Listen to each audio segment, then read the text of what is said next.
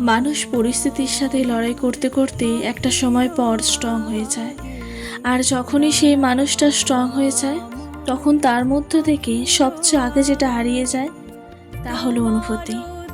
মানুষ তখন অনুভূতিহীন হয়ে পড়ে, তার হৃদয় পাথর হয়ে যায়।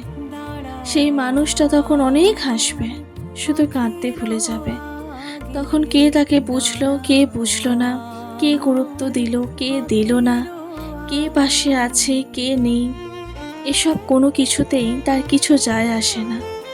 একটা সময় পর গিয়ে তার মনে হবে যে যে যা বোঝে তাই বুঝুক, সেটা ভুল হোক কিংবা ঠিক। ইচ্ছা হয় না আর বোঝাতে, নিজেকে প্রমাণ করাতে। কথায় আছে না, তর্কে না জড়িয়ে নিজেকে দোষী করে নিয়ে বেরিয়ে আসা অনেক ভালো। দরকার নেই তো নিজেকে প্রমাণ করার। কিছু ঠিক হবে, কিছু ভুল হবে, এটাই তো জীবন।